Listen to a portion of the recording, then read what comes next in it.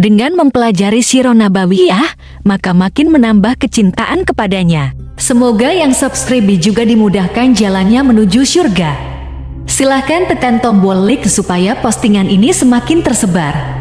Dan tulis doa serta hajat pemirsa di kolom komentar. Semoga semakin banyak yang mengaminkan, maka semakin cepat terkabul. Nabi Sulaiman alaihi salam adalah manusia terkaya sepanjang sejarah kehidupan manusia di muka bumi.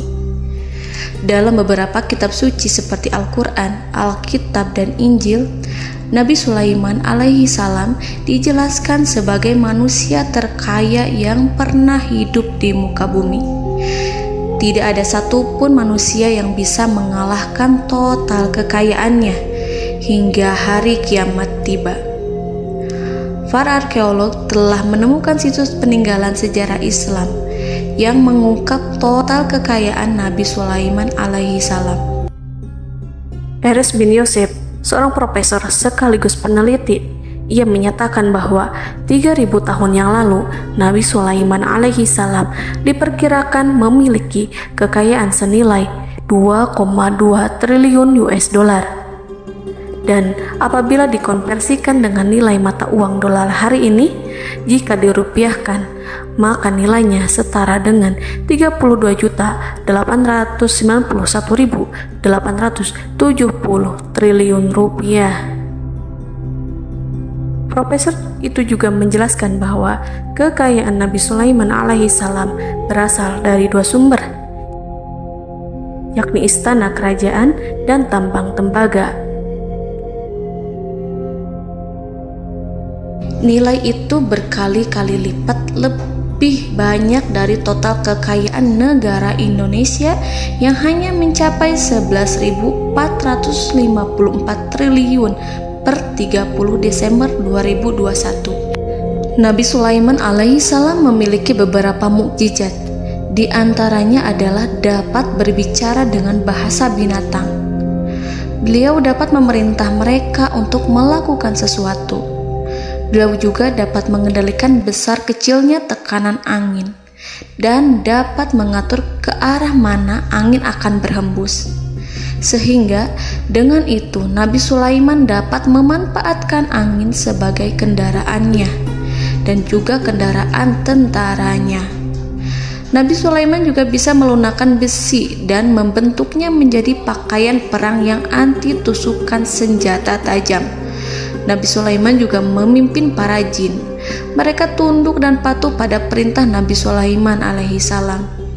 Tidak hanya setan, iblis laknatullah yang merupakan makhluk pembangkang dapat dibuat tunduk bertekuk lutut pada perintah-perintah Nabi Sulaiman. Nabi Sulaiman bisa melakukan teleportasi, yaitu berpindah dari suatu tempat ke tempat yang lain dalam waktu singkat. Peristiwa itu dibuktikan dengan pemindahan singgasana Ratu Balqis atas perintah Nabi Sulaiman. Nabi Sulaiman dikenal sebagai raja yang adil dan bijaksana. Nabi Sulaiman diberkahi kecerdasan yang luar biasa untuk menyatu padukan segenap kekuatan yang Allah berikan kepadanya. Ia mengelola dan membawa kerajaannya menjadi kekuatan raksasa yang tak terkalahkan di masanya dengan segenap kemampuan yang dimilikinya. Tentara Nabi Sulaiman adalah tentara terkuat di bumi tanpa ada yang menandingi. Pertanyaan mendasar yang muncul kali ini adalah dari mana sumber kekayaan dan kekuatan Nabi Sulaiman alaihi salam? Untuk mendapat jawaban dari pertanyaan itu, simak video ini sampai akhir. Sebelum itu, mari bantu channel ini terus berkembang dengan cara subscribe dan nyalakan tanda loncengnya. Berikan komentar yang positif dan berikan like serta share video ini. Bismillahirrahmanirrahim. Sungguh kami benar-benar telah menganugerahkan ilmu kepada Daud dan Sulaiman. Keduanya berkata, segala puji bagi Allah yang melebihkan kami dari kebanyakan hamba-hambanya yang mukmin. Sulaiman telah mewarisi Daud dan dia berkata, wahai manusia, kami telah diajari untuk memahami bahasa burung dan kami dianugerahi segala sesuatu. Sesungguhnya semua ini benar-benar karunia yang nyata. Quran Surat An-Naml ayat 15-16. Saudara-saudaraku yang dirahmati Allah, pada ayat di atas disebutkan bahwa Sulaiman telah mewarisi Daud. Nabi Sulaiman mewarisi Nabi Daud dalam sisi kenabian dan kekuasaan, bukan mewarisi harta, karena para nabi tidak mewariskan harta. Sebab sepeninggalan mereka, harta para nabi menjadi sedekah bagi orang-orang yang ada di sekitarnya, yaitu orang-orang fakir dan orang-orang yang membutuhkan. Dan harta para nabi tidak dikhususkan bagi kalangan keluarganya. Rasulullah Shallallahu Alaihi Wasallam bersabda, "Kami para nabi tidak mewariskan." Nabi Sulaiman mewarisi kenabian dari Nabi Daud. Ini adalah hal yang jelas. Allah telah memilihnya sebagai nabi dari Bani Israel. Begitu juga Allah telah memberinya kekuasaan kerajaan sehingga ia menjadi pemimpin Bani Israel.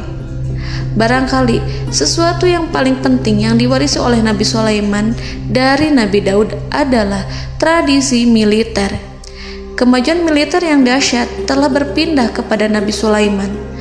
Nabi Daud sebenarnya adalah seorang pengembala kambing yang sangat miskin, tetapi seiring dengan perjalanan waktu, ia menjadi komandan pasukan tiada tanding. Nabi Daud alaihi salam mengetahui bahwa kekuatan hakiki yang mengatur alam semesta adalah kekuatan Allah.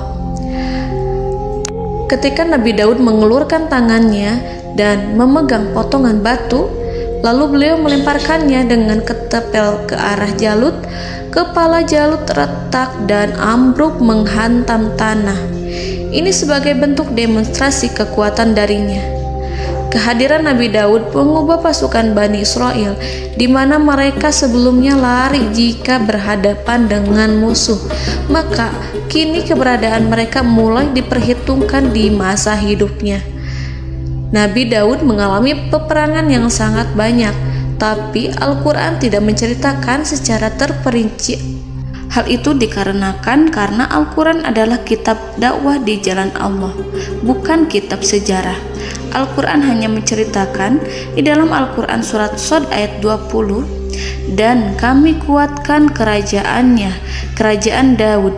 Ayat tersebut berarti bahwa Nabi Daud belum terkalahkan dalam peperangan yang diikutinya. Di samping dukungan yang Allah berikan kepadanya, juga pasukan dan rakyatnya, di mana mereka adalah orang-orang yang bertauhid, menyerahkan diri kepada Allah. Allah Subhanahu wa Ta'ala mengajarkan kepada Nabi Daud hal-hal yang menjadikan pasukannya memiliki keistimewaan yang dengannya mereka dapat mengalahkan pasukan-pasukan lain, pasukan-pasukan besar yang ada di bumi pada saat itu. Allah Subhanahu wa Ta'ala berfirman dalam surat Saba ayat 10, "Dan kami telah melunakkan besi untuknya." Baju besi mungkin akan menjadi masalah dalam benak kita. Ketika orang-orang yang berperang, baju besi cukup mengganggu gerakan mereka.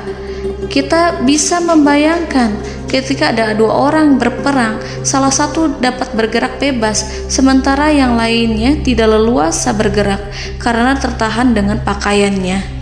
Namun, dengan kekuasaan Allah, Nabi Daud dapat melunakkan besi dan membuat baju besi yang ringan, yang mudah untuk digunakan. Ini adalah kemajuan penting yang Allah berikan kepada Nabi Daud dan tentaranya. Kemajuan itu kemudian diajarkan, diwariskan dan dimiliki oleh Nabi Sulaiman alaihi salam. Nabi Sulaiman memiliki pasukan dahsyat yang melebihi pasukan manapun di bumi saat itu, atau bahkan mungkin saat ini. Bahkan Allah menambahkan karunia-Nya kepada Nabi Sulaiman yang disebutkan dalam Al-Quran surat An-Naml ayat 16. Dan Sulaiman telah mewarisi Daud, dan dia berkata, "Wahai manusia, kami telah diberi pengertian tentang suara burung, dan kami diberi segala sesuatu. Sesungguhnya ini benar-benar suatu karunia yang nyata." Saudara-saudaraku yang dirahmati Allah, pada suatu hari Nabi Sulaiman alaihi salam menengadahkan tangannya dan berdoa kepada Allah Subhanahu wa ta'ala. Antara hati Nabi dan Allah tidak ada penghalang, tidak ada jarak, tidak ada sekatan waktu, tidak ada satupun dari para nabi yang berdoa kepada Allah kecuali doanya pasti dikabulkan. Doa Nabi Sulaiman alaihi salam direkam dalam Al-Quran surat Shad ayat 35. Nabi Sulaiman berkata, "Ya Tuhanku, ampunilah aku, anugerahkanlah kepadaku kerajaan yang tidak dimiliki oleh seorang pun sesudahku." Nabi Sulaiman menginginkan dari Allah sesuatu kerajaan yang belum pernah diperoleh oleh siapapun setelahnya. Allah Subhanahu wa ta'ala mengabulkan doa Nabi Sulaiman dan memberinya kerajaan tersebut. Nabi Sulaiman mewarisi kekuasaan, kenabian, hikmah ilmu dari Nabi Daud alaihi salam. Orang-orang menyebut Nabi Sulaiman Al-Hakim, Sulaiman yang bijaksana. Kebijaksanaan Nabi Sulaiman tidak terbatas pada keadilannya di tengah-tengah manusia dan juga kasih sayangnya kepada mereka. Namun, kebijaksanaan Nabi Sulaiman juga berlaku di kalangan burung dan binatang lainnya. Nabi Daud juga mengenal bahasa burung, tetapi Nabi Sulaiman dapat berbicara dengan bahasa burung. Bahkan, ia dapat menggantikannya sebagai pembantunya. Ketika Nabi Daud bertasbih di gunung, burung-burung serta binatang buas ikut bertasbih bersamanya. Bahkan angin pun berhenti untuk mendengarkan tasbih itu. Sedangkan Nabi Sulaiman alaihi salam, Allah Subhanahu wa ta'ala memberinya karunia lebih dari itu, di mana binatang-binatang buas tunduk padanya, begitu juga angin dan burung. Saudara-saudaraku yang dirahmati Allah, Nabi Sulaiman alaihi salam mampu mendengarkan bisikan semut yang berbicara kepada sesama mereka. Bahkan ia mampu memerintahkan semut tersebut sehingga semut itu menjadi taat pada perintahnya. Pasukan Nabi Sulaiman memiliki kekuatan yang sangat dahsyat. Belum pernah ada di dunia ini satu pasukan pun yang memiliki kekuatan seperti itu. Kekuatan Nabi Sulaiman berasal dari beberapa kombinasi yang sangat mengagumkan, sehingga karenanya ia tidak dapat tertandingi. Kekuatan itu terdiri dari manusia, binatang-binatang, jin, dan lain sebagainya. Kita mengetahui bahwa jin adalah makhluk Allah dan manusia tidak mampu melihatnya atau menghadirkannya atau meminta pertolongan kepadanya. Sedangkan Nabi Sulaiman telah diberi Allah suatu kemampuan untuk menundukkan jin, mempekerjakan mereka sebagai tentara di tengah-tengah peperangan. Bahkan ia mampu menjadikan mereka sebagai pekerja-pekerja kasar di kerajaannya saat tidak ada peperangan. Oleh sebab itu, ketika ada pasukan lain yang mencoba melawan pasukan Nabi Sulaiman, mustahil mereka akan mendapatkan kemenangan. Bahkan pasukan Nabi Sulaiman diperkuat oleh pasukan burung. Burung di pasukan Nabi Sulaiman memerankan tugas penting, yaitu menjadi agen intelijen.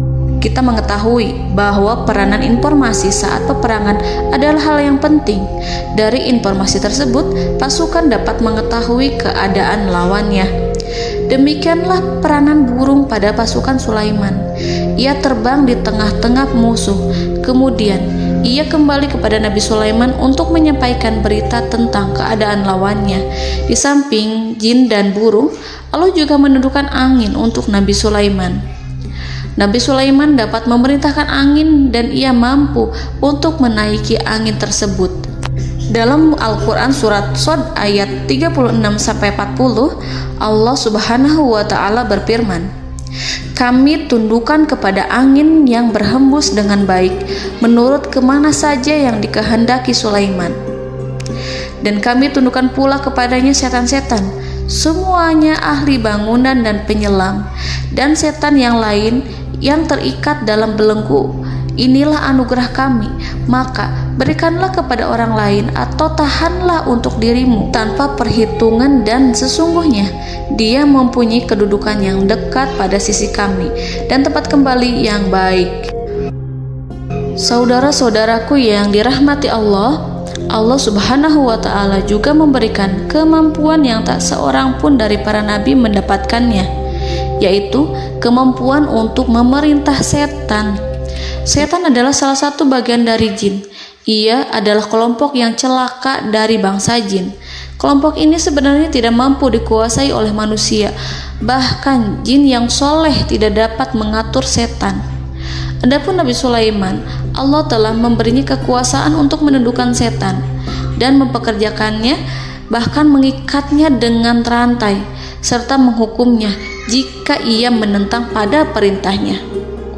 Setan membangun untuk Sulaiman istana-istana, patung-patung dan alat-alat perang. Bahkan setan-setan itu menyelam ke dasar lautan untuk mengeluarkan permata dan yakut untuk Sulaiman. Jika di antara setan yang menentang perintahnya, maka Nabi Sulaiman alaihi salam mengikatnya dengan rantai.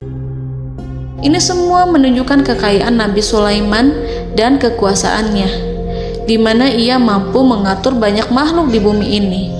Tentu saja, kemampuan itu semua adalah atas izin dari Allah Subhanahu wa Ta'ala sebagai mukjizat darinya. Allah Subhanahu wa Ta'ala berfirman dalam Al-Quran surat Saba ayat 12, dan sebagian dari jin adalah yang bekerja di hadapannya di bawah kekuasaannya dengan izin Tuhannya, dan siapa yang menyimpang di antara mereka dari perintah kami, maka kami rasakan kepadanya azab neraka yang apinya menyala-nyala. Para jin itu membuat untuk Sulaiman apa yang dikehendakinya, dari gedung-gedung yang tinggi, patung-patung, dan piring-piring yang besarnya seperti kolam, atau periuk yang tetap berada di atas tungku. Saudara-saudaraku yang dirahmati Allah, Nabi Sulaiman yang bijaksana adalah penguasa yang tak tertandingi di muka bumi. Meskipun memperoleh nikmat-nikmat khusus yang agung itu yang Allah berikan kepada Sulaiman, beliau tetap menunjukkan dirinya sebagai manusia yang paling banyak berzikir kepada Allah dan manusia yang paling banyak bersyukur di zamannya. Saudara-saudaraku yang dirahmati Allah, sebagaimana Allah Subhanahu wa Ta'ala memberikan nikmat kepada ayahnya Nabi Daud alaihi salam, di mana ia mampu melunakkan besi, dan Allah mengajarinya bagaimana cara mencairkan besi, maka Nabi Sulaiman alaihi salam dapat memanfaatkan tembaga yang cair untuk peperangan. Dan juga di saat perdamaian, pada saat peperangan, beliau mencampur tembaga dengan besi dan menjadikannya perunggu. Mereka menggunakan senjata-senjata perunggu dalam peperangan seperti pedang, baju besi, dan juga pisau. Senjata-senjata ini adalah senjata yang paling kuat pada saat itu. Sedangkan di saat damai, tembaga digunakan untuk membuat bangunan, perhiasan, dan sebagainya.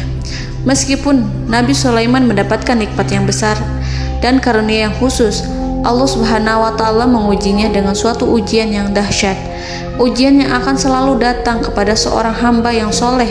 Ketika hamba itu mendapatkan kedudukan besar, maka ujiannya pun menjadi besar. Allah Subhanahu wa Ta'ala menguji Nabi Sulaiman dengan penyakit. Diceritakan oleh Fahru Roji, Nabi Sulaiman diuji dengan suatu penyakit yang keras, di mana kedokteran saat itu tidak dapat dan tidak mampu mengatasinya. Sakitnya Nabi Sulaiman sangat keras sehingga para dokter dari kalangan manusia ataupun jin tidak mampu menghilangkan penyakit itu. Lalu burung-burung menghadirkan rumput-rumput yang dianggapnya sebagai obat, tetapi Nabi Sulaiman tak kunjung sembuh.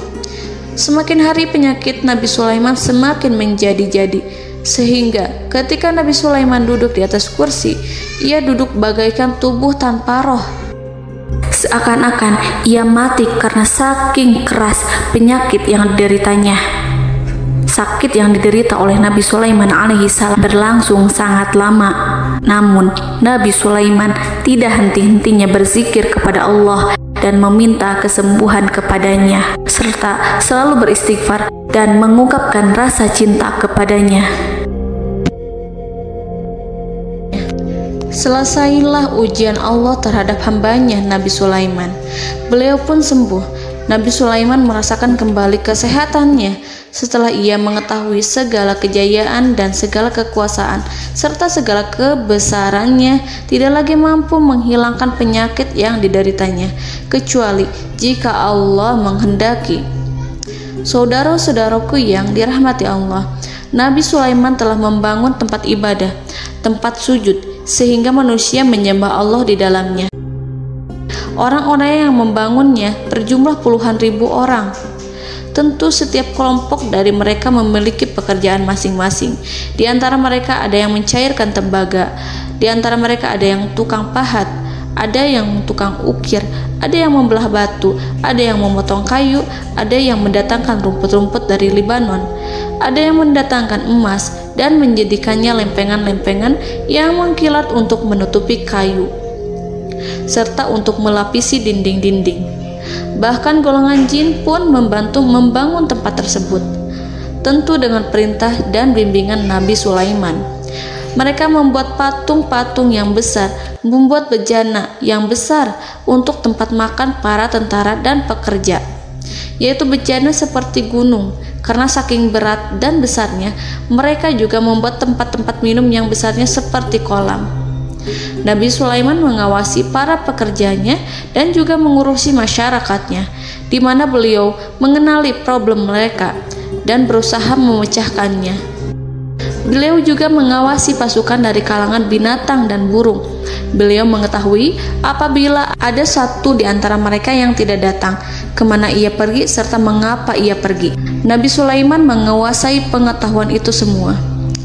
Nabi Sulaiman bukan hanya mengetahui problem tentara-tentaranya dari kalangan manusia ataupun tentaranya dari kalangan burung, namun ia juga menunjukkan kasih sayang terhadap semut, di mana beliau mendengar bisikannya dan tidak suka untuk menginjaknya. Nabi Sulaiman selalu menundukkan kepalanya ke bumi sebagai bentuk rasa rendah diri dan syukur kepada Allah. Pada suatu hari, Nabi Sulaiman alaihi salam berjalan di depan tentaranya dan tiba-tiba ia mendengar suara semut yang berkata kepada temannya dari kalangan semut. Hal itu terekam dalam Al-Quran surat An-Naml ayat 18-19.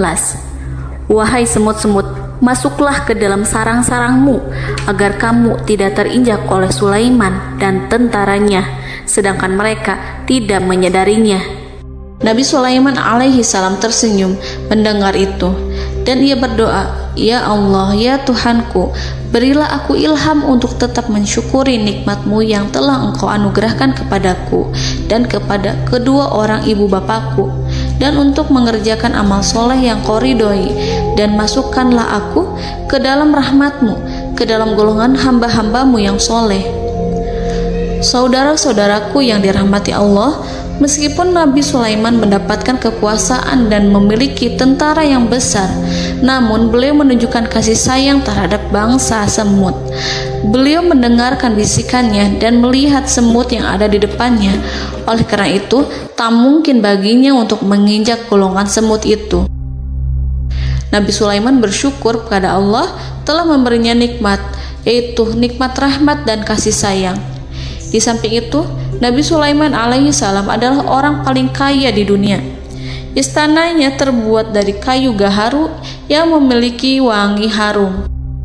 Istananya terbuat dari emas yang terkadang dari kristal. Beliau juga memiliki kursi besar yang terbuat dari emas dan permata. Istana Nabi Sulaiman merupakan istana yang paling besar di dunia. Nabi Sulaiman menggunakan pakaian dari emas dan permata. Meskipun demikian, Nabi Sulaiman tetap menunjukkan sebagai hamba yang berserah diri dan rendah diri di hadapan Allah Subhanahu wa Ta'ala. Nabi Sulaiman yang merendahkan diri di hadapan Allah, ia selalu sujud kepada Allah, sebagaimana ayahnya yang selalu bertasbih pada Allah. Nabi Sulaiman selalu melantunkan lagu-lagu cinta ilahi dan hanya memuji Allah Subhanahu wa Ta'ala. Pada suatu hari, Nabi Sulaiman alaihi salam mengeluarkan perintah kepada pasukannya untuk bersiap-siap. Kemudian, Nabi Sulaiman keluar dan memeriksa pasukannya satu demi satu. Kelompok yang pertama adalah kelompok manusia. Nabi Sulaiman memperhatikan kesiapan mereka. Lalu Nabi Sulaiman mengeluarkan perintah-perintah kepada mereka. Kemudian Nabi Sulaiman memeriksa kelompok jin dan menyampaikan perintahnya kepada mereka. Beliau memenjarakan jin yang tampak bermalas-malasan saat bekerja. Lalu beliau memeriksa binatang dan berkata kepada mereka, apakah mereka sudah makan dengan baik? Apakah mereka tidur dengan nyenyak? Apakah ada yang mengadu pada mereka, misalkan karena penyediaan makanan yang tidak layak? Apakah ada di sana yang sakit dan lain sebagainya? Ketika Nabi Sulaiman merasa puas dengan semuanya, Nabi Sulaiman memasuki tenda tempat berkumpulnya para burung. Nabi Sulaiman alaihissalam kemudian memasuki tenda tersebut, mengamati keadaan di sekitarnya, sehingga beliau mengetahui bahwa ada satu burung yang tidak hadir, yaitu burung hudhud. Mengapa aku tidak melihat burung hudhud? Burung-burung yang lain tampak terdiam sebagai penghormatan, dan mereka mendengarkan apa yang akan dikatakan pemimpin mereka. Nabi Sulaiman mengarahkan pandangannya pada semua burung dan tidak menemukan burung hudhud di antara mereka. Tak seekor burung pun yang mengetahui keberadaannya. Burung hudhud absen pada apel wajib kali ini. Nabi Sulaiman mulai menampakkan kemarahannya. Tiba-tiba, seekor burung kecil memberanikan diri untuk berkata kepada Nabi Sulaiman, "Wahai Nabi yang mulia, seharusnya hudhud ada bersamaku kemarin untuk melaksanakan tugas penyelidikan. Ia adalah pemimpin misi itu. Namun, burung hudhud belum datang. Oleh karena itu, aku tidak pergi bersamanya." Burung itu tampak gemetar.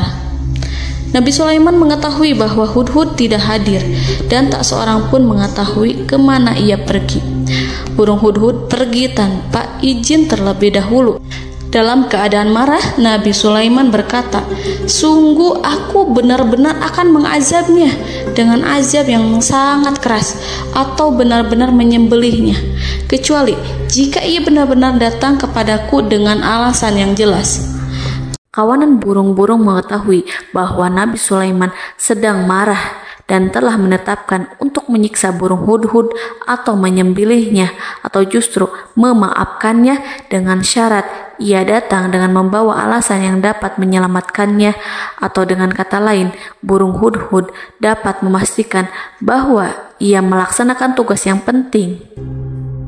Nabi Sulaiman menunjukkan kemarahan yang besar sehingga siapapun akan merasa takut kepada Nabi Sulaiman yang marah. Nabi Sulaiman kemudian pergi dari tempat burung tersebut. Nabi Sulaiman masih memikirkan keadaan burung hudhud. Seharusnya burung hudhud menjadi bagian penting dari badan intelijen. Apakah ia pergi untuk menyingkap suatu, atau apakah ia pergi hanya untuk bermain-main? Nabi Sulaiman telah memperhatikan dan mengetahui bahwa burung hudhud adalah seekor burung yang cerdik dan juga fasih berbicara. Terkadang Nabi Sulaiman mendapati burung hudhud sedang bermain-main dan menunda-nunda pekerjaannya. Namun ketika Nabi Sulaiman melihatnya, burung hudhud memahami bahwa perbuatannya tidak benar. Oleh karena itu, ia tidak boleh menyampur adukan antara waktu serius dan waktu bermain. Tidak lama setelah itu, burung hudhud tiba di tempat para burung. Burung-burung yang lain berkata kepadanya, "Wahai hudhud, pergilah engkau ke tempat Nabi Sulaiman. Jika ia mengetahui bahwa engkau telah sampai, jiwamu benar-benar terancam." Mendengar itu, burung hudhud segera beranjak. Ia terbang menemui Nabi Sulaiman. Pada waktu itu, Nabi Sulaiman sedang duduk bersama tentaranya yang lain. Burung hudhud berdiri. Ia telah merencanakan untuk memulai pembicaraan dengan Nabi Sulaiman sebelum Nabi Sulaiman bertanya kepadanya kemana dia pergi. Ini sebagai bukti bahwa hudhud telah melaksanakan suatu tugas yang penting. Dalam Al-Quran Surat An-Naml ayat 22, burung hudhud berbicara, "Aku telah mengetahui sesuatu yang kamu belum mengetahuinya, dan kubawa kepadamu dari negeri Saba suatu berita penting yang diyakini seakan-akan burung hudhud hendak berkata, 'Aku adalah hudhud yang miskin, tapi aku mengetahui apa yang tidak engkau ketahui, dan aku telah datang kepadamu dari kerajaan Saba dengan membawa berita yang sangat penting.'" Nabi Sulaiman tampak terdiam menunggu hudhud menyelesaikan kisahnya. Dalam surat An-Naml ayat 23-24, burung hudhud berkata, "Sesungguhnya aku menjumpai seorang wanita yang memerintah mereka. Dia dianugerahi segala sesuatu serta mempunyai singgasana yang besar. Aku mendapati dia dan kaumnya menyembah matahari selain Allah. Dan setan-setan telah menjadikan mereka memandang indah perbuatan-perbuatan mereka, lalu menghalangi mereka dari jalan Allah, sehingga mereka tidak mendapat petunjuk." Burung hudhud diam. Nabi Sulaiman merasa bahwa hudhud menunjukkan kefasihan lisannya. Nabi Sulaiman berkata dalam Quran surat An-Naml ayat 27 sambil menunjukkan senyum manisnya. Nabi Sulaiman berkata, "Akan kami lihat apakah kamu benar, wahai hudhud, ataukah kamu termasuk orang-orang yang berdusta." Seakan-akan burung hudhud ingin mengatakan, "Aku tidak berbohong, wahai Nabi yang mulia." Namun diamnya Sulaiman membuat takut sehingga burung hudhud terdiam. Nabi Sulaiman terdiam karena berpikir, lalu ia memutuskan sesuatu setelah itu. Beliau melihat kepada lainnya dan meminta secari kertas.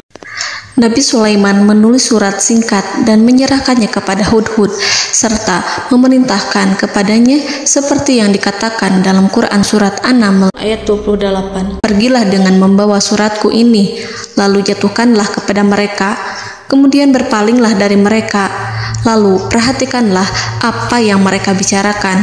Al-Quranul Karim hanya menceritakan dalam Quran surat An-Naml bagaimana perginya hudhud dan bagaimana ia menyerahkan surat itu. Lalu Al-Quran langsung menyebut keadaan kerajaan Balqis yang saat itu sedang membaca surat di depan para pembesar kerajaan dan para menterinya. Dalam Al-Quran surat An-Naml ayat 29-31 berkatalah Balqis, "Wahai pembesar-pembesar, sesungguhnya telah dijatuhkan kepadaku sebuah surat yang mulia. Sesungguhnya surat ini dari Sulaiman, dan sesungguhnya isinya dengan menyebut nama Allah yang Maha Pengasih lagi Maha Penyayang, bahwa janganlah kalian berlaku sombong terhadapku, dan datanglah kepadaku sebagai orang yang berserah diri." Saudara-saudaraku yang dirahmati Allah, dalam surat tersebut Nabi Sulaiman menyebutkan supaya mereka menyerahkan diri dan tunduk kepada perintah Nabi Sulaiman. Nabi Sulaiman memerintahkan agar mereka meninggalkan penyembahan terhadap matahari. Nabi Sulaiman tidak mempersoalkan akidah mereka dan tidak memuaskan mereka dengan apapun. Nabi Sulaiman hanya memerintahkan bahwa ia berada di atas kebenaran. Bukankah ia didukung kekuatan yang berlandaskan keyakinan yang dimilikinya? Nabi Sulaiman hanya memerintahkan mereka agar tunduk dan patuh kepadanya. Ratu Sabak menyampaikan surat tersebut di tengah-tengah kaumnya. Dalam Quran surat An-Naml ayat 32 dijelaskan, "Dan berkatalah Balqis, wahai para pembesar, berilah aku pertimbangan dalam urusanku ini. Aku tidak pernah memutuskan sesuatu persoalan sebelum kamu berada dalam majelisku." Saudara-saudaraku yang dirahmati Allah, para pembesar istana Balqis menentang surat tersebut. Isi surat itu membangkitkan kesombongan kaum Sabak, di mana mereka merasa lebih kuat. Mereka mengetahui bahwa di sana ada seorang yang mencoba menentang mereka dan mengisyaratkan peperangan kepada mereka. Lalu ia meminta kepada mereka untuk memenuhi syarat-syaratnya sebelum terjadinya peperangan dan kekalahan. Dalam surat An-Naml ayat 33, mereka menjawab, "Kita adalah orang-orang yang memiliki kekuatan dan juga memiliki keberanian yang sangat besar dalam peperangan. Dan keputusan berada di tanganmu, wahai rajaku. Maka pertimbangkanlah apa yang akan kamu perintahkan." Saudara-saudaraku yang dirahmati Allah, para pembesar kaum Sabak seakan ingin berkata, "Kita siap untuk melaksanakan perang." Tampaknya ratu itu memiliki kebijakan yang lebih baik dari pembesar kaumnya. Surat Sulaiman itu membuatnya berpikir lebih jernih dan lebih berhati-hati. Ia berusaha sebisa mungkin menghindari peperangan. Ratu itu berpikir dalam tempo yang lama. Nama Sulaiman tidak diketahuinya dan ia pun belum pernah mendengarnya. Oleh karena itu, Ratu kaum Saba tidak mampu mengetahui dan mendeteksi seberapa besar kekuatan Nabi Sulaiman. Boleh jadi Nabi Sulaiman memiliki kekuatan yang dahsyat, sehingga ia mampu memerangi kekuasaannya dan mengalahkannya. Kemudian Ratu memperhatikan apa yang ada di sekelilingnya. Ia melihat kemajuan masyarakatnya dan juga kekayaannya. Barangkali ia mengira bahwa Nabi Sulaiman iri terhadap kemajuan dan kekayaannya itu, sehingga Nabi Sulaiman ingin menyerangnya. Setelah mempertimbangkan isi surat Nabi Sulaiman dengan cermat, Ratu Saba memilih untuk tidak bersikap ceroboh dan bodoh. Ratu lebih suka untuk menggunakan bahasa kelembutan. Ia mengirim kepada Nabi Sulaiman suatu hadiah yang besar. Ratu mengira bahwa Nabi Sulaiman seorang yang ambisius, yang boleh jadi ia telah mendengar tentang kekayaan kerajaan Saba. Para utusan pergi dengan membawa hadiah dari Ratu Saba. Ratu berharap agar mereka dapat memasuki kerajaan Nabi Sulaiman dan akan mengetahui kondisi kerajaannya. Saat mereka pulang, Ratu ingin mendengar secara langsung dari mereka tentang bagaimana keadaan kaum Nabi Sulaiman dan pasukannya. Setelah mendapatkan informasi yang cukup, maka Ratu Balqis dapat membuat sesuatu keputusan yang tepat. Ratu menyembunyikan apa yang terlintas dalam pikirannya, lalu ia berbicara kepada pembesar istananya bahwa ia dapat menyingkap niat jahat Raja Sulaiman melalui cara mengirimkan hadiah kepadanya. Ratu lebih memilih cara tersebut dan menunggu reaksi dari Nabi Sulaiman. Ratu berhasil memuaskan para pembesar istana, dan untuk sementara ia menghilangkan ide untuk berperang. Karena para raja jika menyerang suatu desa, maka pemimpin desa tersebut adalah orang yang paling banyak mendapatkan kehinaan. Akhirnya, para pembesar kaumnya merasa puas dengan pikiran Ratu Balqis. Saudara-saudaraku yang dirahmati Allah, dalam surat An-Naml ayat 34-35 dijelaskan, Ratu Balqis berkata, "Sesungguhnya raja-raja apabila memasuki suatu negeri, niscaya mereka akan membinasakannya dan menjadikan penduduknya yang mulia menjadi hina, dan demikian pula lah yang akan mereka perbuat. Dan sesungguhnya aku akan mengirim utusan kepada mereka dengan membawa hadiah, dan aku akan menunggu apa yang akan dibawa kembali oleh utusan itu." Kemudian sampailah hadiah dari Ratu Balqis kepada Nabi Sulaiman. Para intelijen Nabi Sulaiman memberitahunya bahwa utusan Balqis datang dengan membawa hadiah. Nabi Sulaiman langsung mengetahui bahwa Ratu Balqis itu sengaja mengirim orang-orangnya untuk mengetahui atau untuk mendapatkan informasi tentang kekuatannya. Lalu setelah itu ia akan mengambil keputusan atau mengambil sikap kepada kerajaan Sulaiman. Nabi Sulaiman segera memanggil semua pasukannya untuk berkumpul. Utusan Balqis segera memasuki istana Nabi yang dipenuhi dengan pasukan yang besar bersenjata. Melihat itu, utusan Ratu Balqis tercengang dan terkejut ketika mereka melihat kekayaan yang mereka bawa tidak ada apa-apanya dibandingkan dengan kerajaan Nabi Sulaiman. Hadiah mereka tampak tidak berarti. Emas yang mereka bawa tampak tidak memiliki makna saat mereka memasuki istana Nabi Sulaiman yang terbuat dari kayu-kayu pohon gaharu yang mengeluarkan bau yang harum serta dihiasi dengan emas permata. Para utusan Ratu Balqis berdiri bersama Nabi Sulaiman dan menyaksikan bagaimana Nabi Sulaiman mengendalikan pasukannya. Kemudian mereka mulai berpikir tentang kekuatan dan kualitas pasukan Nabi Sulaiman. Betapa kagetnya mereka ketika melihat di tengah-tengah pasukan itu terdapat singa, burung, dan tentara dari kalangan manusia yang mampu terbang. Mereka pun sadar bahwa mereka di hadapan pasukan yang tiada tandingannya. Selesailah demonstrasi pasukan Nabi Sulaiman. Kemudian para utusan ratu dipersilahkan maju ke tempat hidangan makanan. Para utusan itu sangat terkejut ketika melihat berbagai macam makanan dari penjuru dunia ada di depannya. Dan di antara makanan itu terdapat pula makanan yang biasa ditemukan di negeri mereka. Tetapi mereka melihat bahwa makanan itu memiliki rasa yang lebih istimewa. Selain itu, piring-piring yang ada di depan mereka terbuat dari emas, dan mereka dilayani oleh laki-laki yang berhias dengan emas.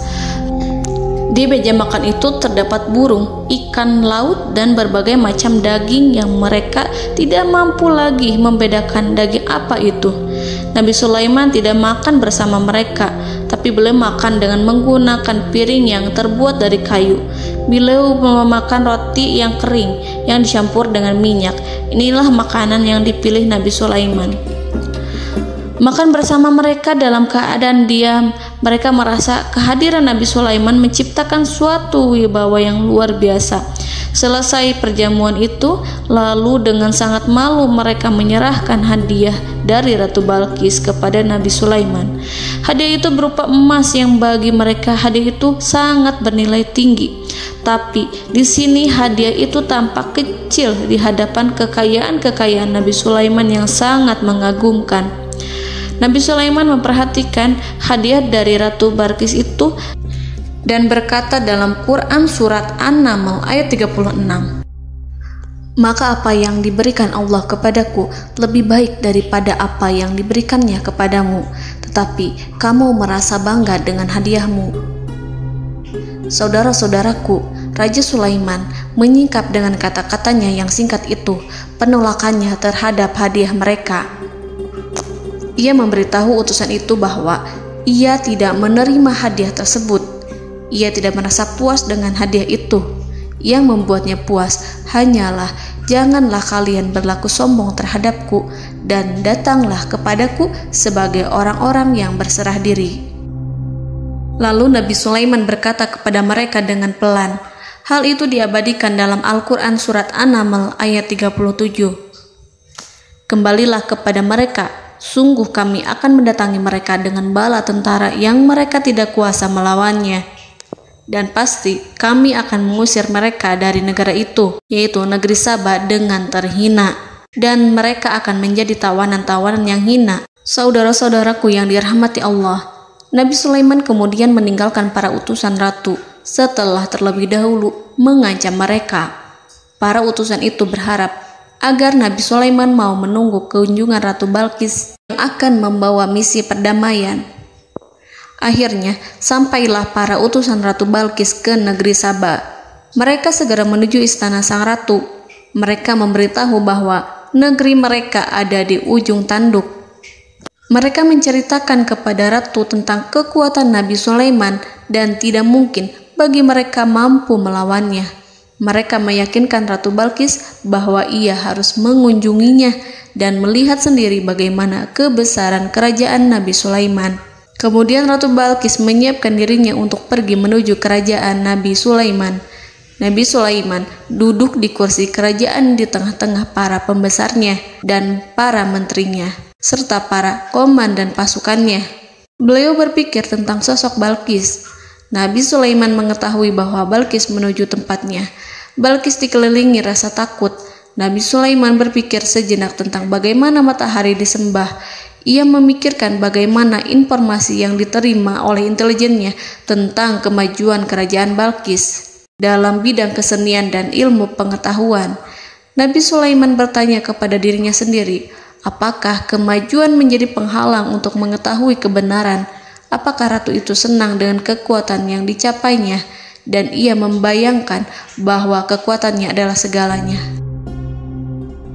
Dengan kemajuan yang dimilikinya, Nabi Sulaiman ingin membuat kejutan agar ratu mengetahui bahwa Islam yang diyakini oleh Nabi Sulaiman adalah satu-satunya yang mampu mendatangkan kemajuan dan kekuatan yang hakiki, sehingga ia dapat membandingkan antara keyakinannya dalam menyembah matahari beserta kemajuan yang dicapainya dengan keyakinan Nabi Sulaiman beserta kemajuan yang diraihnya. Saudara-saudaraku yang dirahmati Allah, para mata-mata Nabi Sulaiman telah memberitahunya bahwa hal yang sangat disegani dan dikagumi oleh kaum Balkis adalah kerajaan Saba, yaitu singgasana Ratu Balkis. Singgasana itu terbuat dari emas dan batu delima. Singgasana tersebut dijaga oleh penjaga yang sangat disiplin, di mana mereka tidak pernah lalai sedikit pun. Oleh karena itu, sangat tepat apabila Nabi Sulaiman menghadirkan singgasananya di sini, di kerajaannya, sehingga ketika ratu tiba, maka ia dapat duduk di atasnya. Nabi Sulaiman ingin membuat kejutan kepadanya dan menunjukkan bahwa kemampuannya tersebut yang berlandaskan pada keislaman. Nabi Sulaiman melakukan yang demikian itu dengan harapan agar si ratu tunduk kepadanya. Ide itu terlintas dalam diri Nabi Sulaiman. Lalu ia mengangkat kepalanya dan menoleh kepada anak buahnya. Hal itu diabadikan dalam Quran Surat An-Naml ayat 38. Wahai para pembesar, siapakah di antara kamu sekalian yang sanggup membawa singgasananya kepadaku sebelum mereka datang kepadaku sebagai orang-orang yang berserah diri? Saudara-saudaraku, perhatikanlah ungkapan pikiran Nabi Sulaiman tersebut. Semua pemikirannya berkisar tentang keislaman para penyembah matahari, tentang bagaimana beliau dapat memberikan petunjuk kepada mereka di jalan Allah. Yang pertama menjawab pertanyaan Nabi Sulaiman adalah jin Ifrit. Dalam Quran Surat An-Naml ayat 39, berkatalah Ifrit yang cerdik dari golongan jin, "Aku akan datang kepadamu dengan membawa singgasana itu sebelum kamu berdiri dari tempat dudukmu. Sesungguhnya aku benar-benar kuat untuk membawanya, lagi dapat dipercaya." Nabi Sulaiman berdiri dari tempat duduknya. Setelah 1 jam atau 2 jam, jin itu berjanji kepadanya untuk menghadirkan singgasana Balkis. Sebelum itu, istana Nabi Sulaiman di Palestina, sedangkan istana Balkis terletak di Yaman. Antara singgasana tersebut dengan singgasana Nabi Sulaiman berjarak lebih dari ribuan mil. Barangkali pesawat yang cepat sekalipun yang kita kenal hari ini tidak akan mampu membawa dan mendatangkan istana itu dalam waktu 1 jam. Tetapi masalahnya di sini, berhubung dengan kekuatan jin yang serba misterius, Nabi Sulaiman tidak mengomentari sedikit pun terhadap apa yang dikatakan oleh Ifrit. Nabi Sulaiman tampak menunggu tanggapan lain yang mampu menghadirkan singgasana Balkis yang lebih cepat dari jin Ifrit. Nabi Sulaiman menoleh kepada seorang yang di sana, yang duduk di atas naungan. Hal itu diceritakan dalam Al-Quran Surat An-Naml ayat 40. Berkatalah seseorang yang mempunyai ilmu dari Alkitab, "Aku akan membawa singgasana itu kepadamu sebelum matamu berkedip." Maka tatkala Sulaiman melihat singgasana itu terletak di hadapannya, ia pun berkata, "Ini termasuk karunia Tuhanku untuk menguji aku. Apakah aku akan bersyukur atau mengingkari nikmatnya? Dan barang siapa yang bersyukur, maka sesungguhnya dia bersyukur untuk kebaikan dirinya sendiri.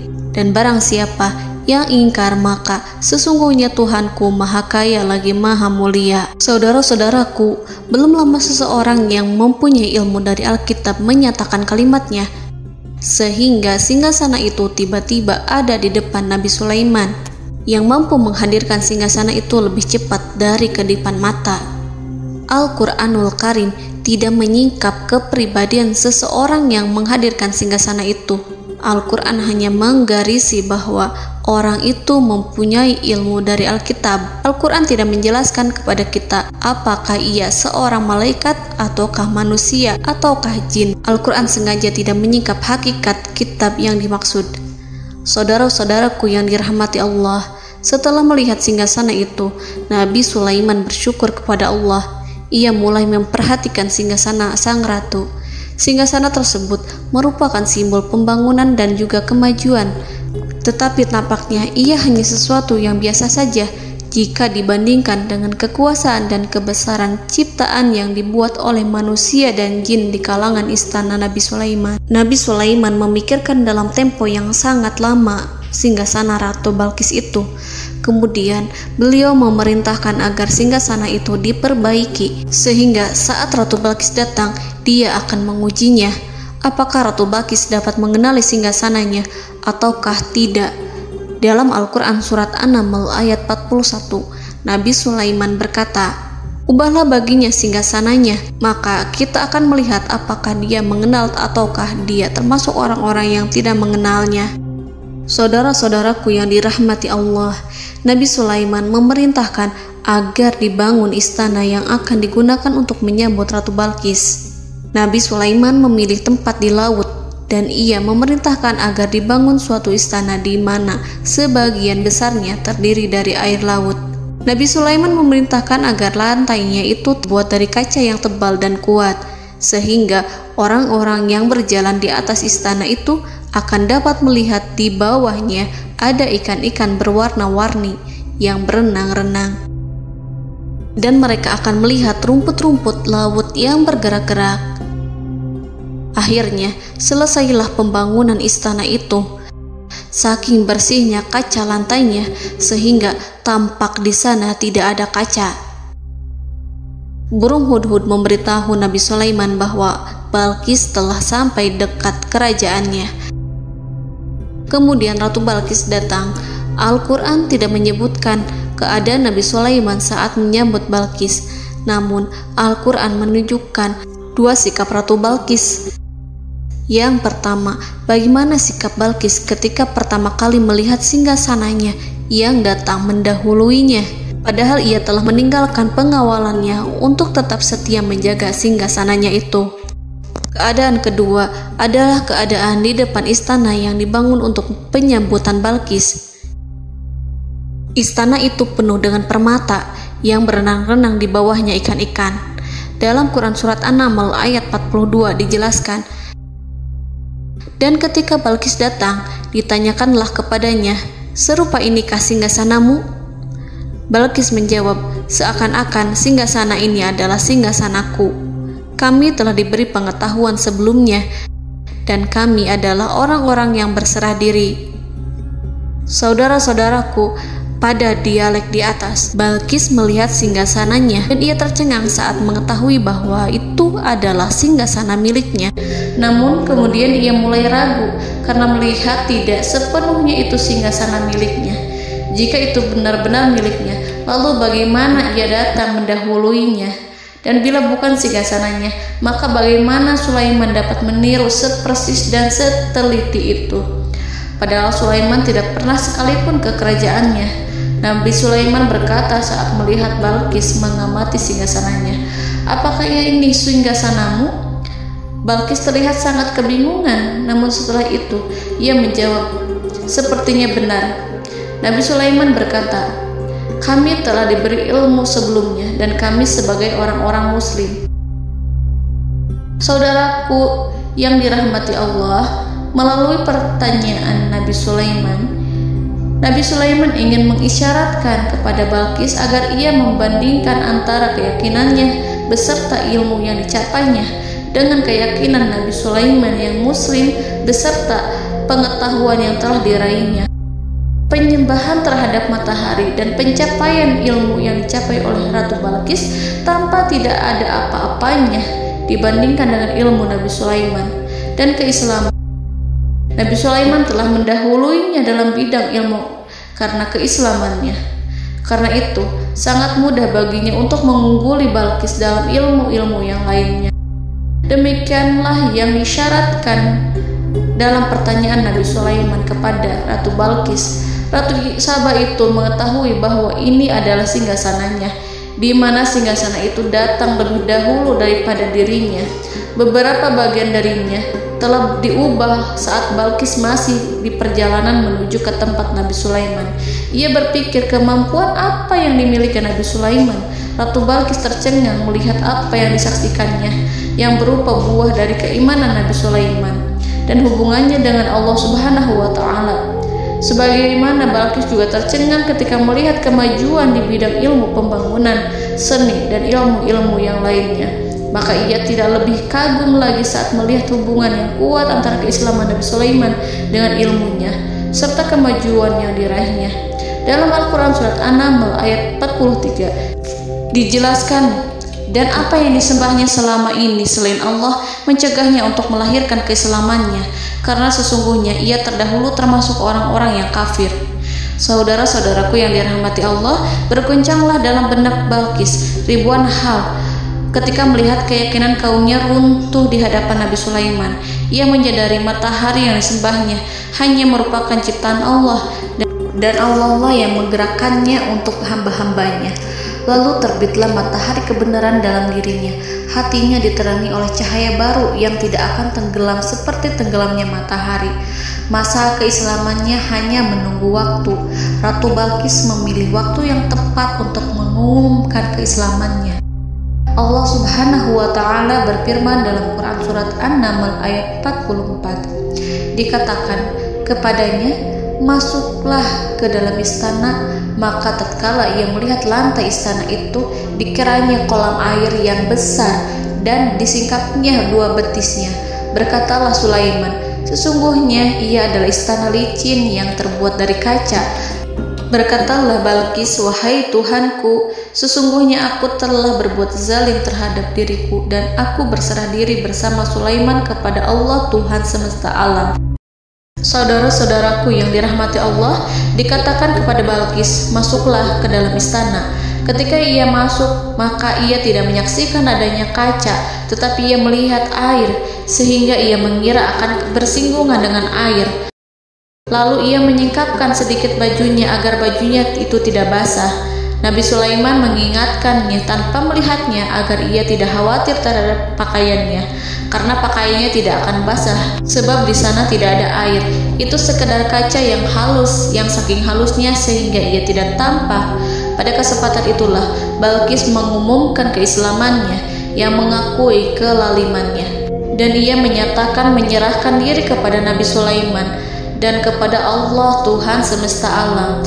Lalu kaumnya pun mengikutinya dan mereka memeluk Islam. Balqis menyadari ia berhadapan dengan penguasa yang terbesar di bumi dan Nabi Allah yang mulia. Untuk pertama kalinya, wajah Sulaiman tampak dihiasi dengan senyuman yang menunjukkan kepuasannya sejak Balqis mengunjunginya.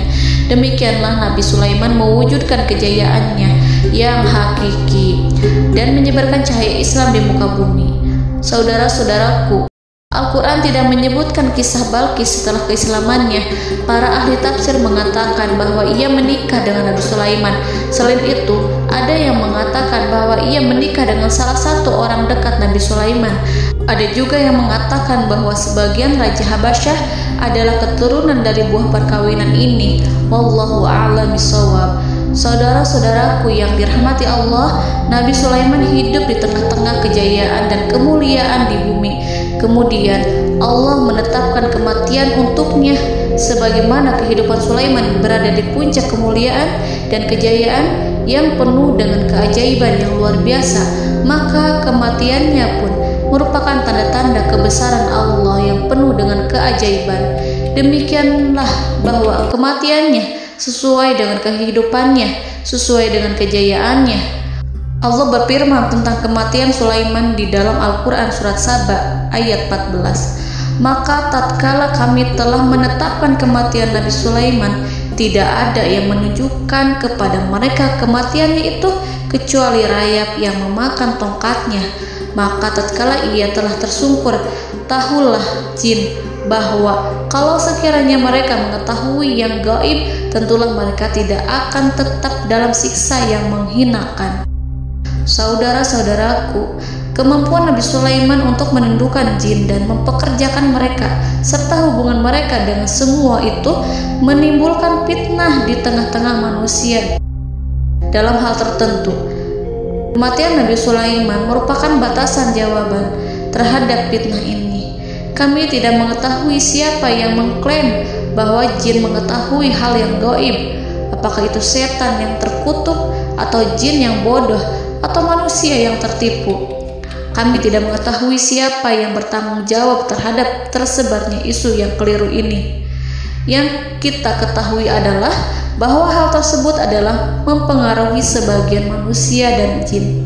Barangkali manusia berkata kepada diri mereka, selama jin melakukan perbuatan yang luar biasa ini, maka apa gerangan yang menjadikan mereka tidak mengetahui hal yang gaib itu? Manusia itu lupa bahwa kunci kegaiban berada di tangan Allah. Masalah ilmu gaib tidak akan mampu dikuasai oleh jin dan manusia. Hanya Dia yang mengetahuinya, dan manusia diberitahu hanya sedikit sekali. Saudara-saudaraku yang dirahmati Allah, seakan-akan Allah telah merencanakan bahwa kematian Sulaiman bertujuan untuk menghancurkan pemikiran itu, yaitu pemikiran bahwa jin mengetahui hal-hal yang gaib. Jin bekerja untuk Nabi Sulaiman selama beliau hidup, dan tatkala beliau meninggal, maka tugas mereka menjadi bebas. Nabi Sulaiman meninggal tanpa diketahui oleh jin, sehingga mereka tetap bekerja untuk mereka, tetap mengabdi kepada Sulaiman.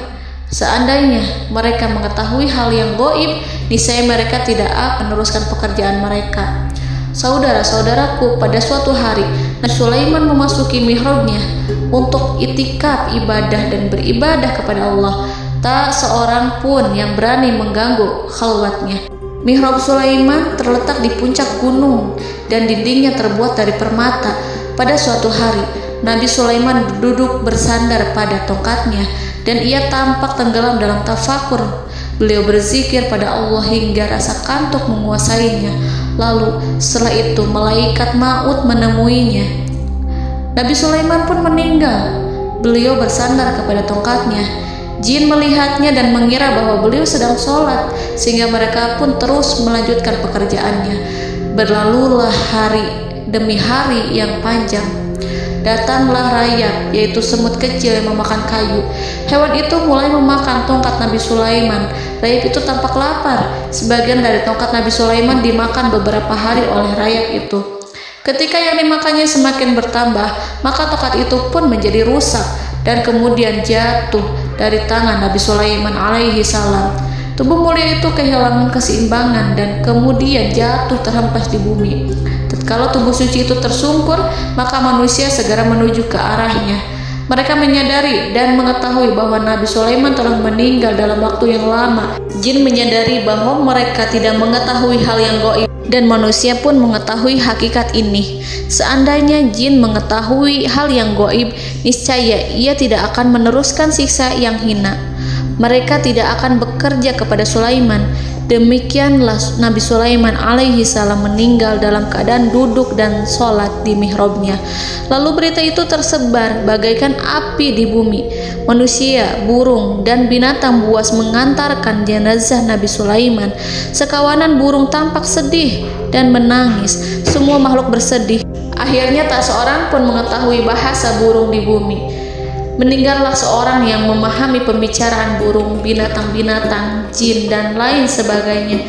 Burung-burung itu berkata, betapa beratnya kehidupan di tengah orang-orang yang tidak mengetahui pembicaraan kita. Allahu a'lam.